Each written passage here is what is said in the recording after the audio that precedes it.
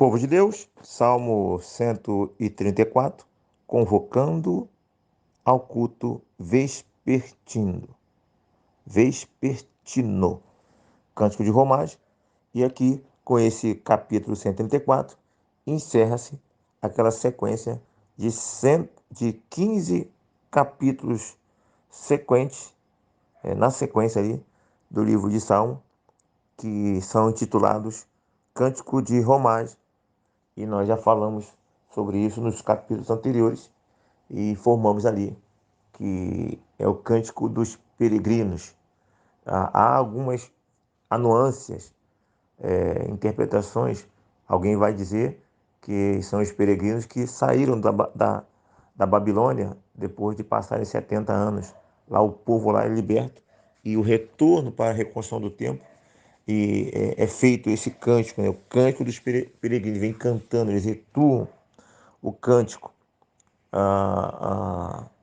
E outros vão dizer que não é um cântico entoado durante o percurso, mas sim um cântico entoado ao chegar em Jerusalém, já lá no templo, né?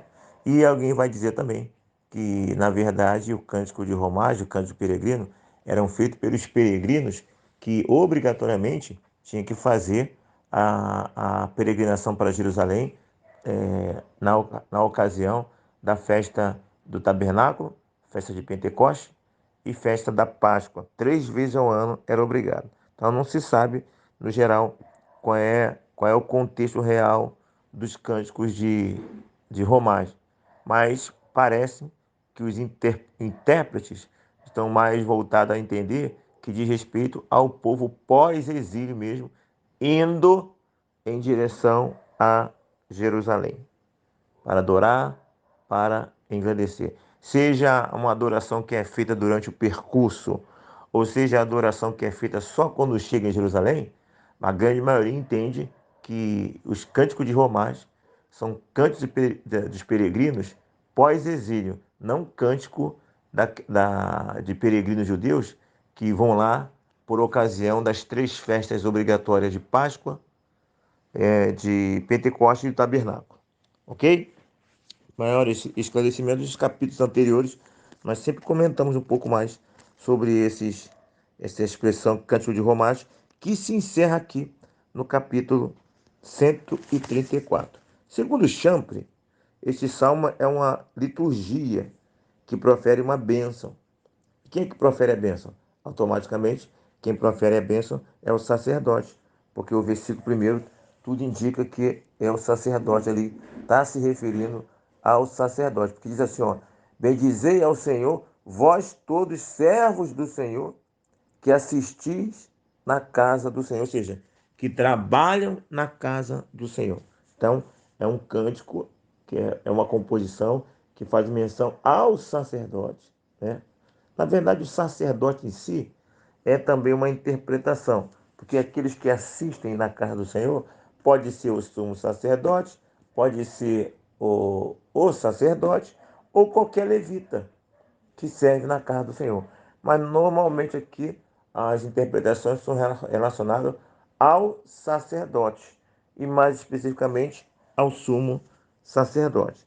Então, é um salmo de liturgia que profere bênção, né?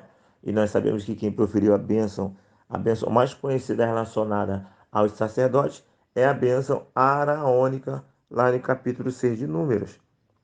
Então, os indícios mais fortes é que o cântico aqui, essa composição, está se referindo aos sacerdotes e os convocando para adorar a Deus na madrugada, não é isso?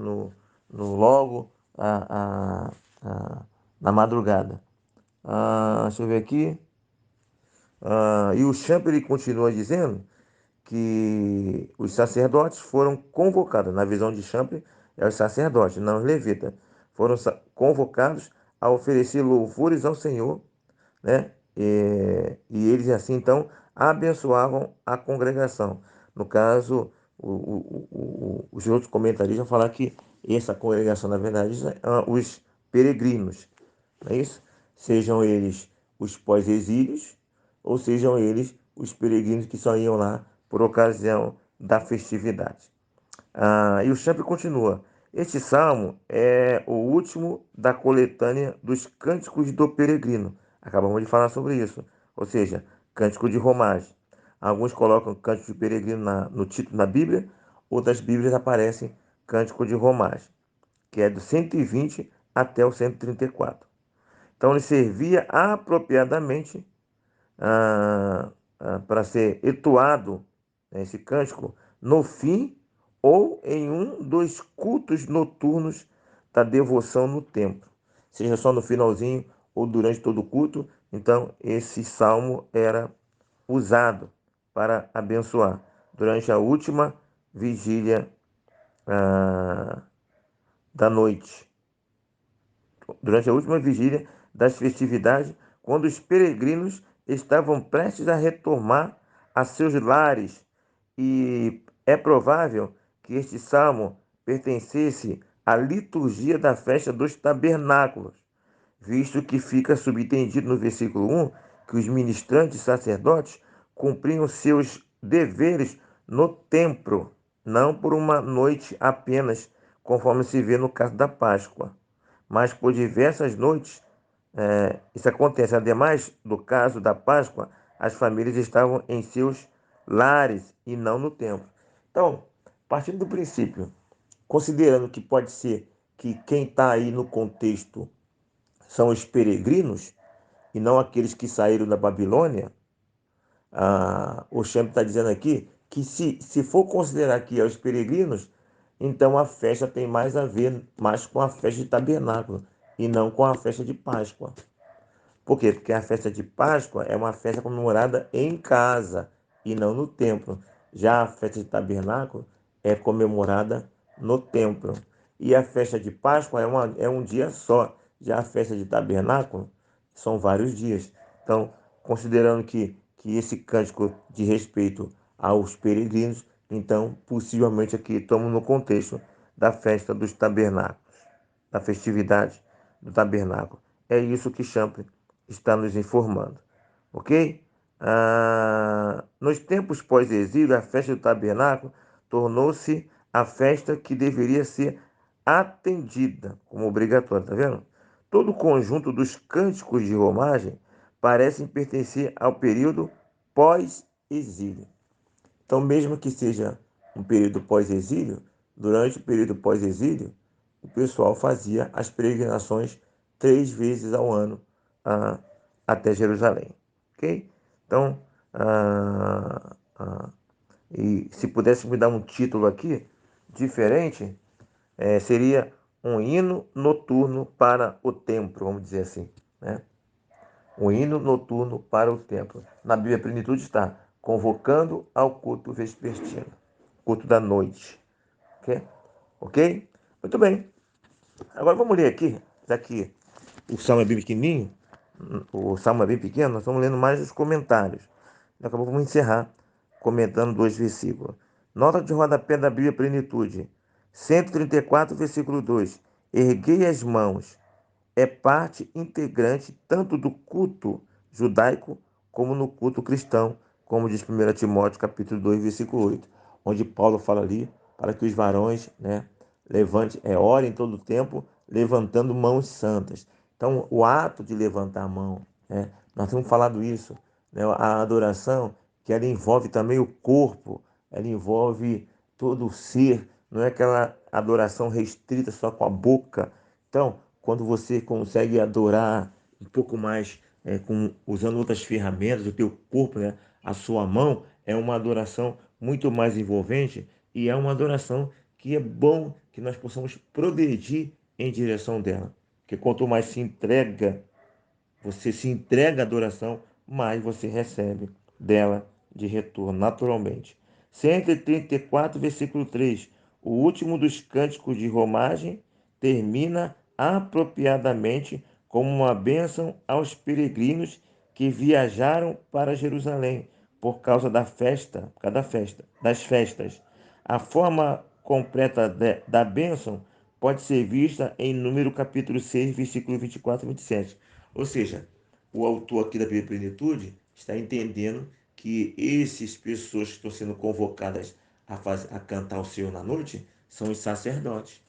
E esses sacerdotes estão sendo convocados a abençoar o povo. Logo, a, a, o autor aqui da Bíblia Plenitude está dizendo que aqui a bênção do sacerdote ela está um pouco limitada, mas as bênçãos que eles davam é vista de maneira mais completa lá em Números capítulo 6, 24 e 27, que é a bênção araônica.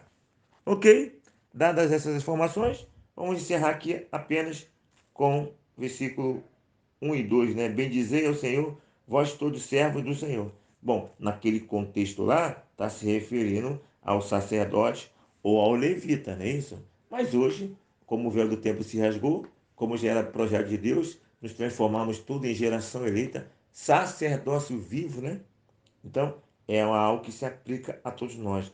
Possamos bendizer ao Senhor e assistir na casa do Senhor, trabalhar na casa do Senhor, fazer que a casa do Senhor funcione perfeitamente em todos os seus aspectos. Há muitas pessoas que não se importam com isso, só se importam de ir para o culto, cultuar e ir embora. E é muito curioso essa situação, porque tem pessoas que só se preocupam em ir para o culto, cultuar e ir embora, e não se importa com a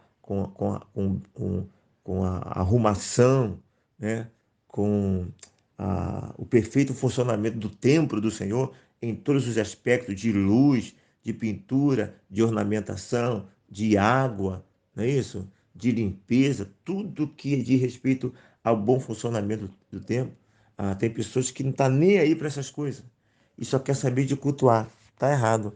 Mas, por outro lado, também só há pessoas que só pensam na questão da boa arrumação do templo, mas não pensam em estar cultuando, estar presente nos cultos, estar participando dos estudos do evangelismo da igreja, de todo o aspecto da igreja. Só pensam em trabalhar para a igreja. Há muitas pessoas assim, muitas, em tudo quanto é lugar. E o ideal é ter as duas coisas, né? Se preocupar com o templo do Senhor, sim, e se preocupar também em estar em comunhão, em adoração, em evangelismo, em todas as atividades, ok? Assistir na casa do Senhor, né? Isso é muito importante. Se preocupe em assistir na casa do Senhor, trabalhar para que o templo de adoração, todo o prédio, tudo que aquilo que pertence à ligação ao Senhor, seja bem visto pela comunidade, né? Seja visto como tratável e não abandonado. Não abandonado. Versículo 2: erguei a mão para o santuário. Então, mais uma vez, a questão de você adorar não apenas com a boca, mas adorar com o seu corpo. Se aprender a levantar a mão, a se ajoelhar, né? A reverenciar ao seu Senhor em uma adoração mais dada, mais profunda do que apenas um louvor dos lábios. Ok? Que a palavra de Deus continue sempre ministrando aos nossos corações. Aqui, Pastor Renê, pense nessas coisas e que Deus os abençoe.